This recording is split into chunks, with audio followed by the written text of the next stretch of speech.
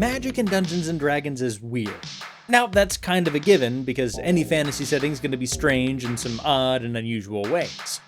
But I hear you saying, Dungeons & Dragons has lots of the usual magic stuff. It's got staves, elemental powers, and conjured allies. And yes, on the surface, it may not seem very strange. But it doesn't take too much looking to spot some oddities, even for a magic system that seems so archetypical at first glance. The class that really makes the oddness stand out is the Wizard. Plenty about wizards in D&D feels like it could have tumbled out of any fantasy story. Wizards have a book that they keep their spells in, they usually channel magic through a wand or staff, and sometimes they train in great arcane academies. But in Dungeons & Dragons, a wizard can't cast every spell out of their book whenever they want. Instead, they pick specific spells to be able to cast on a given day. So, even though you know the words of the spell and can describe running to the market to buy the components, you still can't cast it. This defies logic. Why on earth can't you cast whatever you like whenever you like? We'll get to that answer in a minute. But in earlier editions, this was even more narrow. A wizard had to prepare individual castings of spells by memorizing them. So, where today you might prepare Magic Missile, Mage Armor, and Shield and cast them as many times as your spell slots allow, in AD&D, you would have prepared 1 casting of Mage Armor, 3 castings of Magic Missile, and 2 castings of Shield. So, it would only take a small misunderstanding for a spellcaster's set of prepared spells to be pretty much useless. This is featured in lots of classic D&D media, like the original Baldur's Gate games or Planescape Torment. Eventually, this would loosen slightly, and spell slots were the result of looking for that middle ground. So what is the logic behind this kind of magic? Well, the spells and sorcery we see in Dungeons & Dragons is of a specific variety, called Vantian Magic. In Vantian Magic, a spellcaster needs to memorize their spells, and once they cast them, they are then forgotten. So, if you want to throw a fireball at an enemy, you need to memorize the spell, and then once you let it fly, it's gone from your mind. Suddenly, the need for a massive spellbook becomes clear. It's a place to keep all the information you're going to need to memorize over and over again. A grand arcane library condensed into a single book. But where do we get Vantian Magic from? Well, to answer that, we have to take a look into the guy who came up with it, Jack Vance. Jack Vance's story took plenty of twists and turns on the path to becoming a famous sci-fi and fantasy author. After his family lost their income in the Great Depression, Jack worked odd jobs, including working at Pearl Harbor until he moved away just a few weeks before the attack during World War II. From there, he memorized an eyesight test to get past his poor vision and joined the Merchant Marines, where he would write his first truly popular series, The Dying Earth. Also, in the years that followed, Jack Vance would end up living in a writer's compound in Mexico with Frank Herbert, the author of Dune, and Paul Anderson, the author of The Broken Sword. As if that wasn't enough, as his eyesight deteriorated, one of the first ever software programs for blind writers was developed as a personal favor to help him write. But let's go back to The Dying Earth and Vantian Magic. The original Dying Earth book was a collection of 6 stories loosely connected but taking place in the same setting.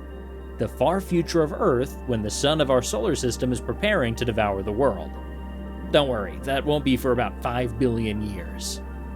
The story took place in the country of Ascolius, a place full of remnants of the now collapsed world of humanity. The heroes and villains of this world are all on borrowed time, with a threat looming over them that nothing can stop. Whatever foul magic or great heroics are taking place, time and entropy's tab has come due. But putting the nihilistic setting to the side, the Dying Earth also had a unique kind of magic. You see, in the world of Dying Earth, all magic is basically unimaginably advanced math and science. Ancient mathematical textbooks are treated like the tomes of arcane lore that wizards chase after in D&D. This half-understood mathematics is the key to magic on this world. So, for a person to cast a spell in the world of the Dying Earth, they need to memorize an incredibly long and complex formula that they will immediately forget once they've used it. Each caster is limited by their memories, and so greater wizards are defined by their impressive memorization skills. For the people in the world, this is a lost and confusing art. Only 100 spells of thousands remain, and they can barely understand the math and science that makes its foundation. One of these spells is one that you might even recognize: Excellent Prismatic Spray, a spell still featured with a major reduction in lethality in D&D. Now, how do we go from the dying Earth to original Dungeons & Dragons? Well, D&D was originally based on the fantasy genre of sword and sorcery, and the dying Earth was considered a landmark piece of that genre, despite its focus not being so much on constant combat. To get the picture, other sword and sorcery series include Conan the Barbarian, Elric of Melniboné, and Red Sonja. Serialized stories of hostile worlds littered with ancient ruins and furious outsider gods. These are pulpy tales of deadly magic and lethal fights cutting fast paths through dramatic adventures. This was a perfect backdrop for the looting and dungeon delving that original D&D was focused on. Sword and Sorcery featured 3 important elements for the original creators of Dungeons & Dragons. It was fast-paced, the stakes were high, and the powers were limited. The hyperlethal combat and negative level effects in earlier editions tend to get a bad rap now, but they certainly heighten the stakes. If you're writing a role-playing game and want there to be tension, you can't exactly have Gandalf and his vague powers able to dodge, dip, and self-revive out from every obstacle. Any magic system would need some guardrails to keep every fight from being a continent-leveling wizard's duel. Vantian Magic gave Dungeons & Dragons guardrails, and the desperate feeling of sword and sorcery conflict. Wizards had to be careful with what they prepared, and sparing with what spells they used. A few misplaced incantations would spell quick doom for your intrepid adventurers. Not to mention balancing your game is a lot easier when magic isn't free range. Just ask anyone who runs rules-like games like Monster of the Week, where doing magic is fun, but definitely stressful for the game master. The influence of the dying Earth was no secret. Jack Vance's books were referenced as inspirational reading in AD&D, and most famously of all, Vance was immortalized in the form of the game's most nefarious wizardly villain, the Archlich Vecna. Gygax even referred to Vance as the greatest author of imaginative fiction literally ever in an article that he wrote in 2001. Even the Ioun Stones were another creation of Vance's. Gygax claimed to have even asked permission to use them. In fact, Vance even put a minor character named Lord Gygax in one of his books. Now, interestingly enough, Vantian Magic was actually a point of confusion in the early days of D&D. The original D&D rules were famously full of gaps and inconsistencies. They made a lot of assumptions from its base game chainmail.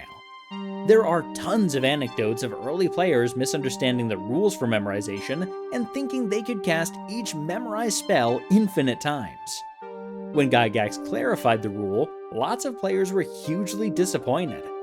Some people suggest that the constant narrative that magic classes totally outshine martial classes is based on this early misunderstanding becoming part of the lore of D&D.